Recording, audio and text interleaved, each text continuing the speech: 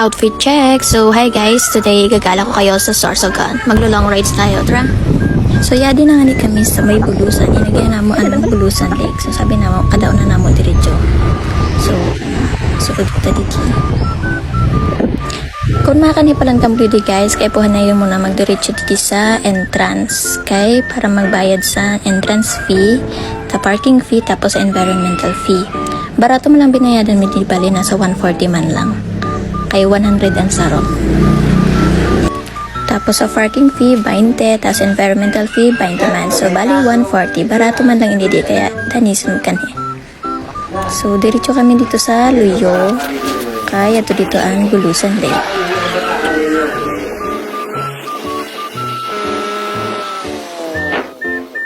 Tada! Welcome to Bulusan Lake. So, yadi na kami today. May mata po sa'yo didi na babae kay mo dun sa iyo kung sino ang naka-assign na tour guide. So, mo ini nahanap niya si Alben. Alben, hain ka. May warrant ka didi. Charot. So, ini mo. Nakangirit nga na ako didi kay sabi ni Kuya. Ang Tagalog ko na ako kay maputi-puti. Kuya, taga-bulan lang po ako. Maputi man mga taga-bulan. Tapos nag-explain na si Kuya kung mga nano ang pwede himuon didi. So, nagdiretso kami didi sa may baba para mag-picture-picture na lang muna. Di man ang view sa baba, pwede ka din mag-picture. Kung gusto mo maglangoy, pwede ka man maglangoy. Lukso ka na lang. Bawal din maglangoy. Yan. Di man ang view sa taas, likod.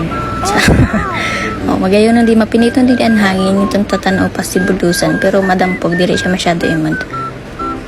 Tapos, nagbaba naman kami para magkada sa Luyo na side. Kay may sasabihon ko na si Kuya. I-explore niya.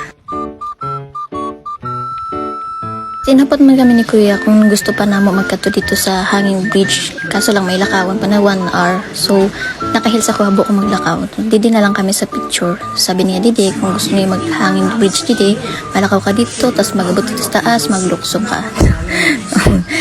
Tapos mao ko na yun ang Cortesin Hanging Bridge. Hanggang picture na lang muna kita sa auto na kita makakadto dito. Tapos mao yun may kayak, makakayak ko no kung gusto na mo mag-boat. Tapos sabi ni Kuya, pwede ka ngayon Didi madam kay sexy ka, di ka din mahuhulog ha. Kaya kung maara maglangoy Kuya.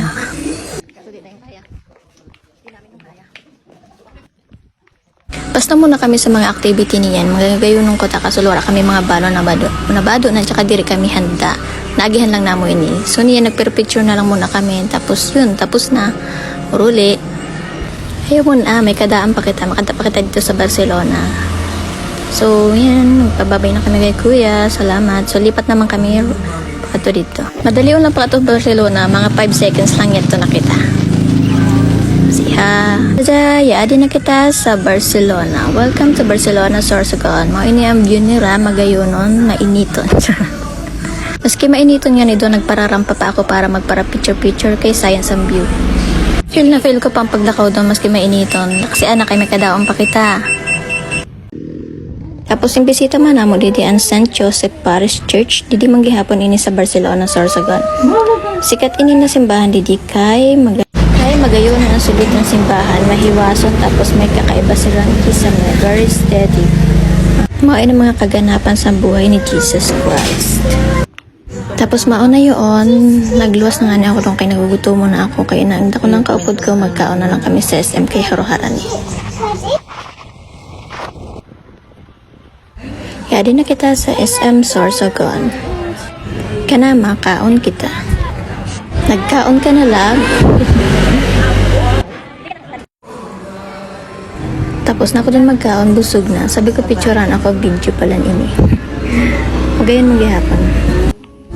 Tapos nagluwas na ako, tapos na mauruli na kita, kaya mapagalo na ang buhay ko. Luyado na. Pero kadali na hindi ka mauli na. Mainito na naman. Babush! Thank you for watching.